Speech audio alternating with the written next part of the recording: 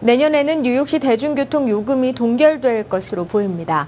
그러나 메트로폴리탄 교통공사는 2013년과 2015년 각각 요금을 7.5% 인상할 계획입니다.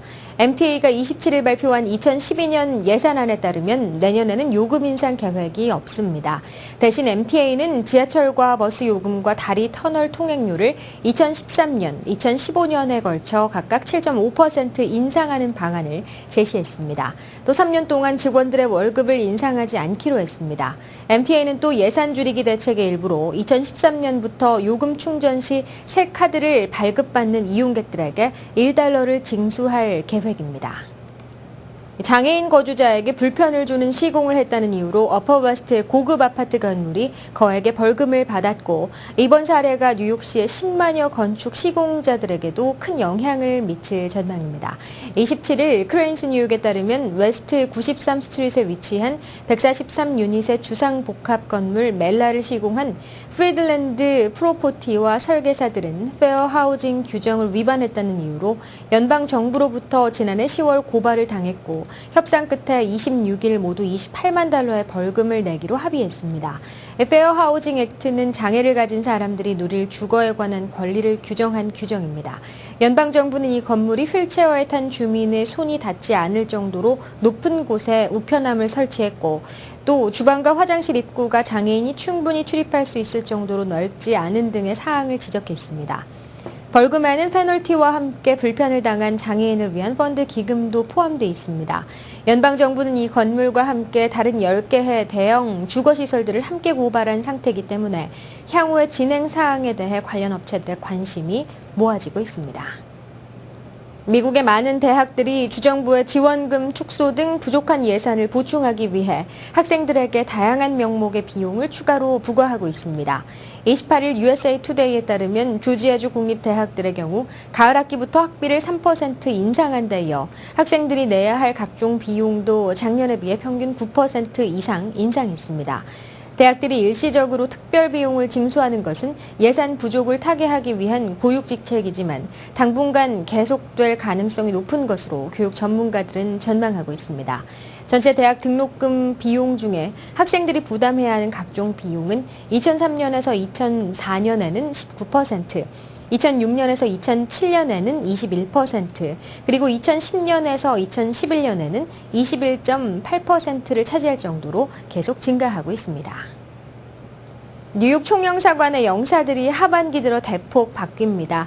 27일 뉴욕 총영사관에 따르면 정무 담당 신재현 영사는 최근 홍콩 부총영사로 임명돼 8월 중순 뉴욕을 떠나 홍콩 총영사관으로 부임할 예정이며, 경제 담당 최병선 영사는 이라크 대사관 경제참사관으로 발령나 역시 내달 말 이라크로 가게 됐습니다. 또 동포 담당 김웅중 영사와 홍보 담당 박정열 영사가 각각 한국의 외교통상부 본부와 문화체육관광부 본부로 내달 중 귀임하게 됩니다.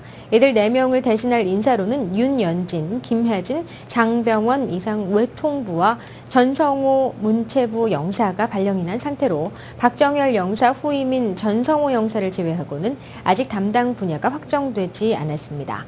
다만 신임 동포 담당 영사직에는 김인태현 민원실장이 맡게 된 것으로 전해졌습니다. 연방정부와 뉴저지 등 일부 주정부가 바가지 요금을 받는 무허가 이삿짐 센터를 집중 단속할 방침입니다. 거래개선협회에 따르면 지난해 전국에서 이삿짐 센터 관련 민원이 8,900여 건이나 접수됐습니다.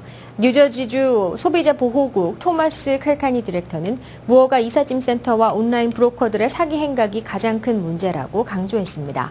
전미 이사보관협회는 무허가 회사일수록 바가지 요금을 책정할 가능성이 높다며 일부 회사로 인해 업계 전체가 고객의 신뢰를 잃고 있다고 강조했습니다.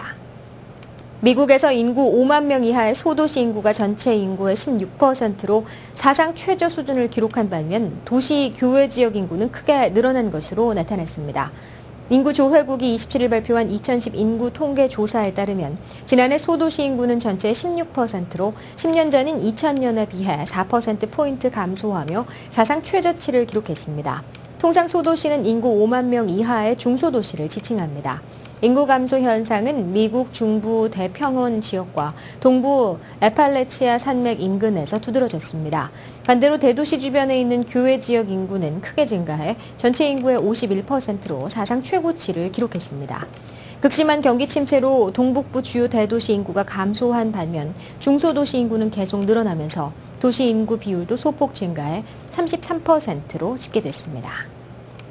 북한과 미국의 고위급 대화가 28일 뉴욕에서 재개됐습니다.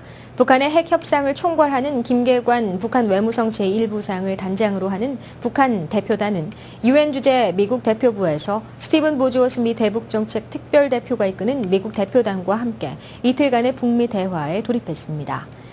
김 제1부상은 회담장으로 향하기에 앞서 기자들에게 우리 지역 정세 문제와 관심사에 대해 폭넓게 의견 교환을 하려고 한다고 밝혔습니다. 김 제1부상의 미국 방문은 2007년 이후 4년 4개월 만이며 북미 대화가 재개된 것은 1년 7개월 만입니다. 북한 측 대표단은 리근 외무성 미국 국장과 최선희 부국장, 미국 측은 클리포드 하트 육자회담 특사와 로버트 킹 북한 인권특사 등으로 구성된 것으로 알려졌습니다.